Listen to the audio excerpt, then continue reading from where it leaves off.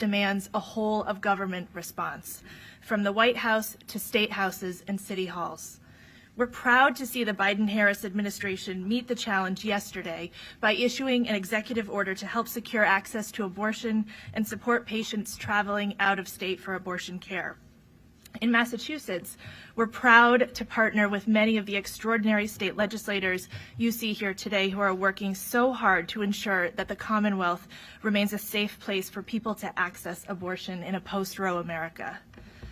Last week, Massachusetts made history when the legislature, led by Senate President Karen Spilka and Speaker Ron Mariano, passed a bill to make abortion more affordable and ensure no one is forced to leave the state for abortion care at any point in their pregnancy. The law includes best-in-the-nation provider protections and protections for helpers for those who aid people seeking abortion and gender-affirming care from harmful out-of-state litigation. Because we know that we cannot separate the fight for life-saving abortion care and the fight for gender-affirming care. From Massachusetts to Kansas, we see that boots on the ground, state-level investments in blue, red, and purple states yield results. And we will not rest until abortion access is accessible, regardless of your zip code, how much money is in your bank account, and your race. That is the mission ahead of us. And I am proud to introduce our partner in this fight, Vice President Kamala Harris. She has been a tireless leader for reproductive freedom throughout her career, from her time as District Attorney to California Attorney General to the United States Senate and now in the White House. She understands that abortion is health care and health care is a human right. She's a relentless defender of bodily autonomy, an incredible advocate for women, and most importantly, she understands the intersectionality and interconnectedness of this fight, linking voting rights very clearly to reproductive freedom. We have so much confidence that the Biden-Harris administration will handle this crisis with urgency and conviction. And with that, I am so proud to hand the reins over to the Vice President. Thank you so much, Rebecca. Thank you. Well, good afternoon, everyone. Governor, I appreciate the role, the national leadership that you have provided on this issue. Congresswoman Pressley, I've watched your work in the halls of Congress and throughout this beautiful state, and I thank you for your leadership. And to all the leaders who are here, as I said before the press came in, you all are certainly local leaders, statewide leaders, leaders in Massachusetts, but you're also national leaders. You are leading by example. The work that is happening here in Massachusetts is a model of work that can and we believe should happen around the country, which is born out of the spirit of an appreciation for one of the fundamental principles of our nation, which is the significance of the concept of freedom and liberty and dignity.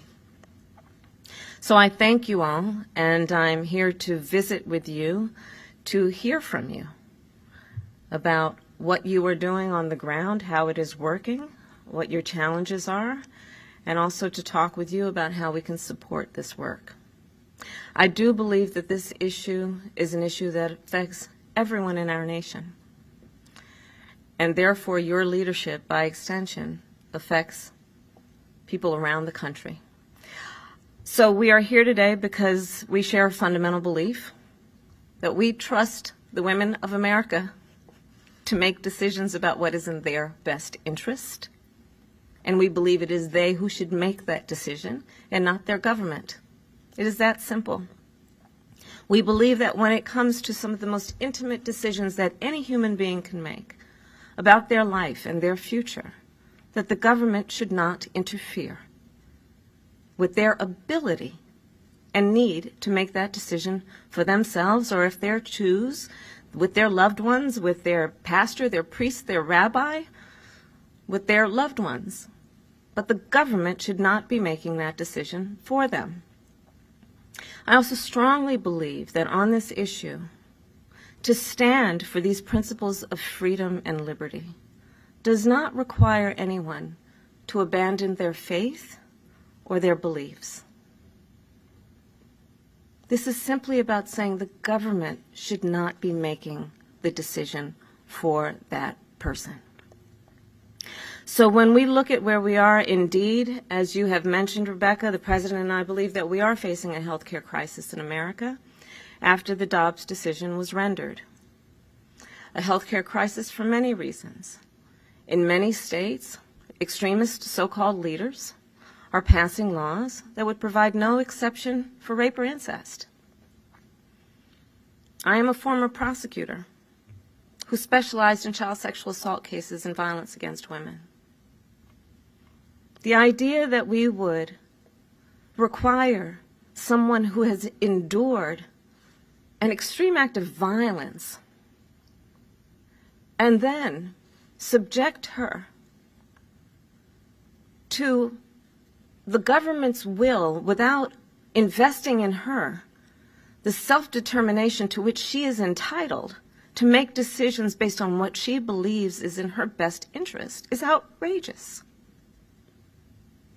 When we look at this issue, we know that this is, to the point that you made, Rebecca, an issue that also overlaps with many other attacks on our democracy by extremist so-called leaders in our nation. You have but to look at those states where these attacks are happening on a woman's right to make decisions about her reproductive health care, and you will see from those same so-called leaders attacks on voting rights. From those same so-called leaders, attacks on LGBTQ rights. So when we think of this issue, it relates to so much that is fundamental to what we have believed until now has been about progress in our nation around the expansion of rights. But this moment requires us to see there are extremist so-called leaders who believe that the way forward is to restrict rights. There is so much at stake right now. I applaud the leaders, those just down-home leaders in Kansas, for what they just did 2 nights ago. Because they organized, and they spoke volumes. They said, we trust the women to make decisions about their lives. And they said, this is not a partisan issue. They spoke loudly and said, it doesn't matter who she voted for in the last election or who she plans on voting for in the next election. Don't take her rights from her and allow the government to replace its priorities for her priorities. The vote that occurred in Kansas also made clear what we all know. The majority of Americans agree with this principle. So I'll close by saying that our administration stands with the leaders who are here and with the women of America in a belief that they should be able to make these decisions for themselves. The President has signed now executive orders addressing this issue with a whole-of-government approach that includes Health and Human Services, that includes the United States Department of Justice, that includes the Department of Defense. I thank the Undersecretary for being here. And we will continue to do the work that is necessary to protect the right of the women of America to make decisions for themselves and not have their government supersede their judgment with its own. With that, I thank you all. Thank you. Thank you, Madam Vice President. Governor Baker, would you like to say a few words? Well, first of all, thank you very much for being with us today, Madam Vice President, and for your work to make clear that this issue, as a national issue, does fall, based on the Dobbs decision in some respects, on states and on state leaders. And in Massachusetts, this issue about reproductive rights has not been a partisan issue. Mm-hmm. I mean, my mother made clear to me what my position was going to be on this issue when I was very young. But I worked for 2 governors, Republicans both, in the 1990s, who were also big supporters of a woman's right to make this decision on behalf of themselves and their family.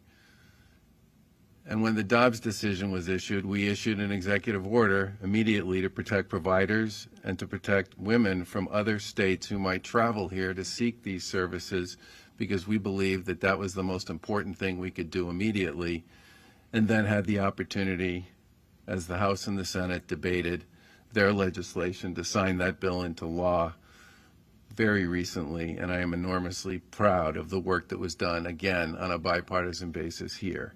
And I'm very glad to hear you mention what happened in Kansas.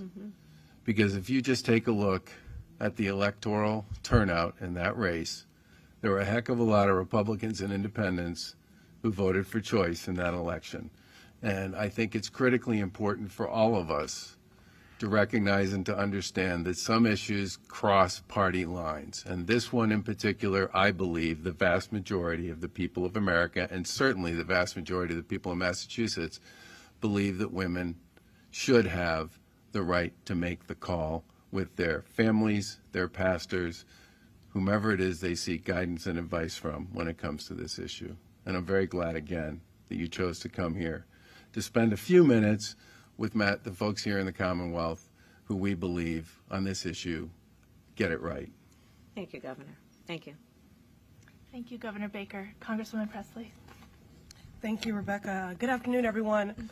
I think it's very appropriate that we're convened today at IBEW 103, and I just want to acknowledge this incredible workforce and the members here who keep our city running, who demonstrate a commitment to justice in every iteration, to equality, to inclusive leadership, to an inclusive economy, to helping us to reach our shared goals of economic freedom and justice, our climate goals.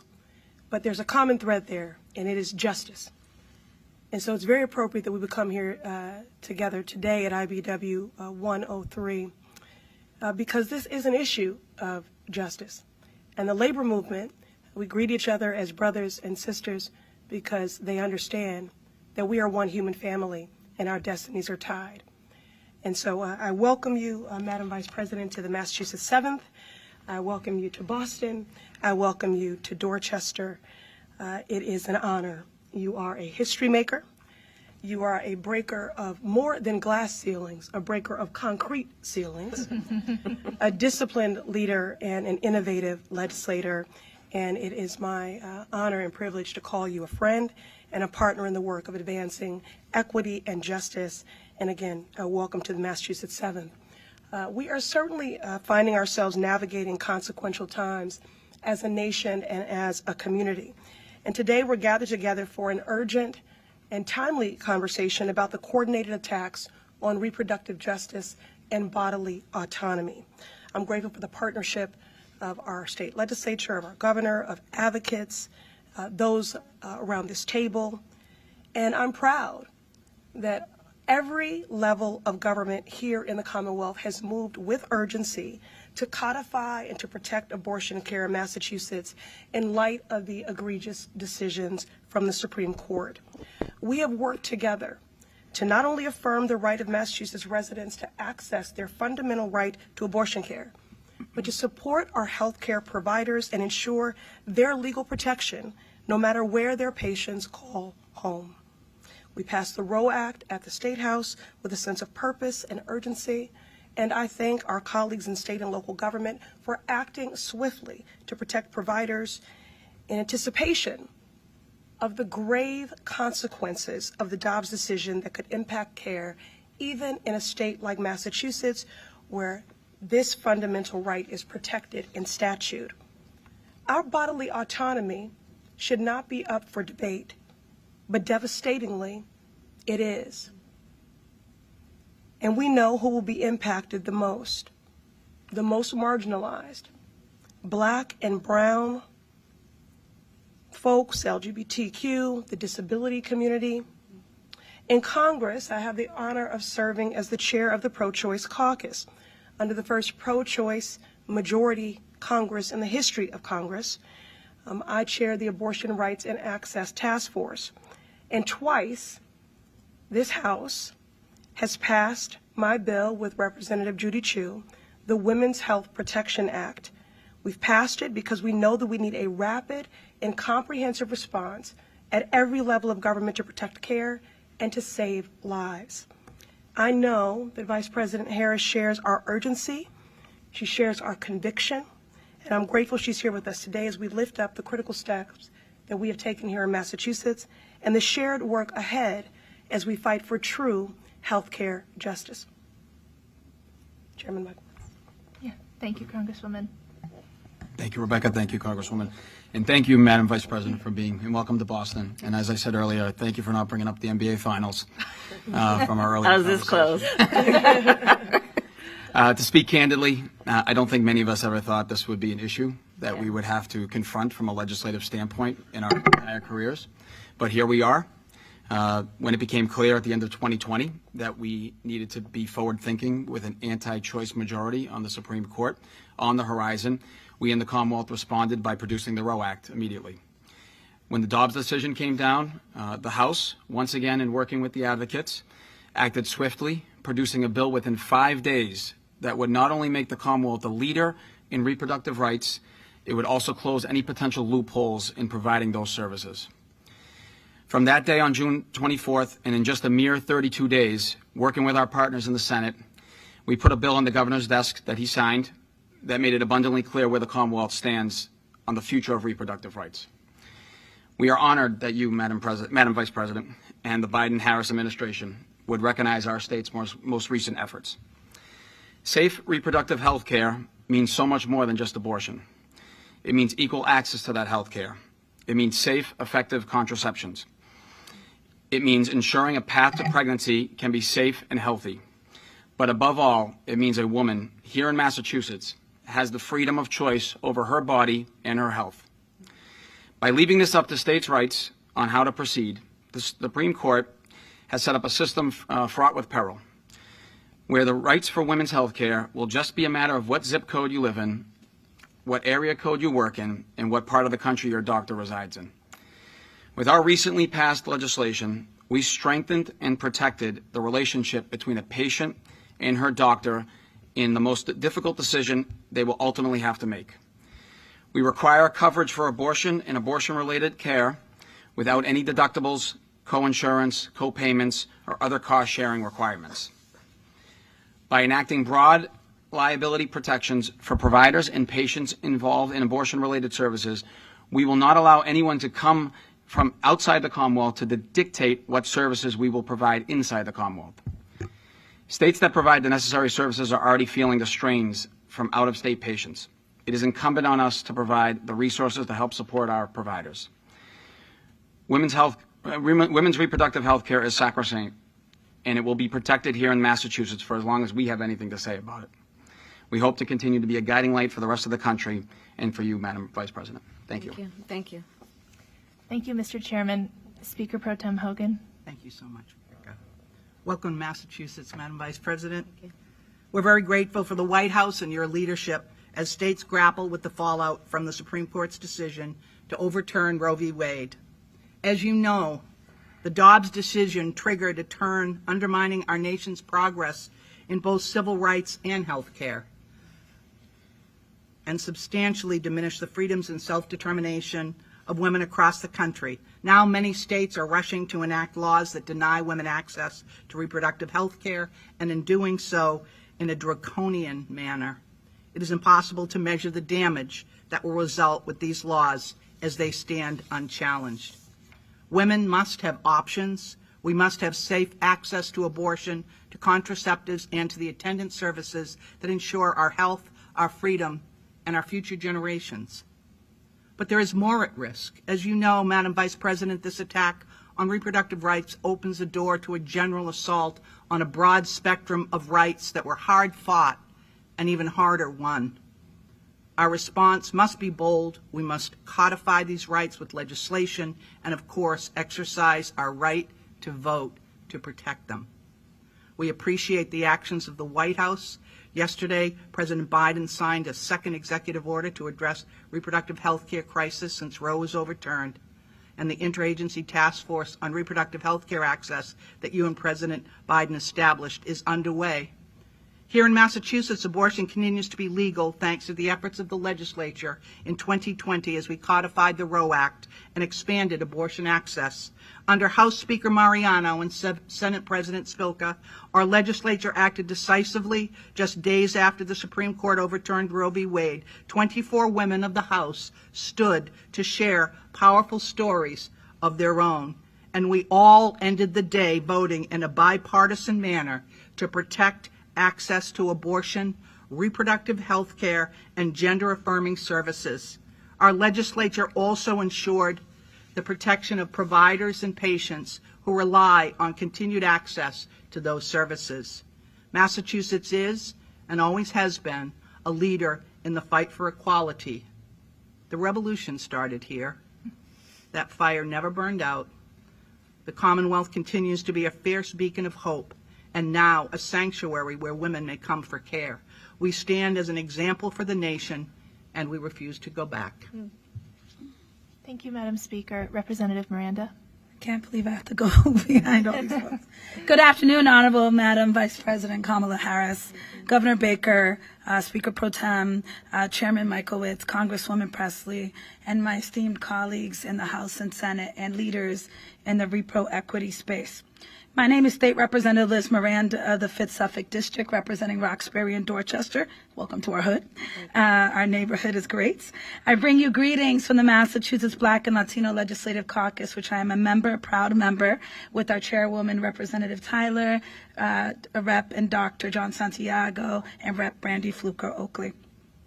Birthing and reproductive justice has been at the forefront of my policy agenda here in Massachusetts since being elected in 2018.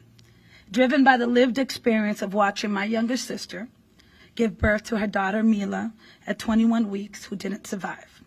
And the data given to me and other women colleagues by the March of Dimes that spoke about the poor birthing outcomes for Black and brown women in my district and across Massachusetts in my first week on the job. And both of these experiences shook me to my core and drove me to act immediately.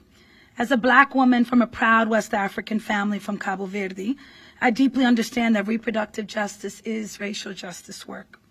This work should be led by and centered by those most impacted.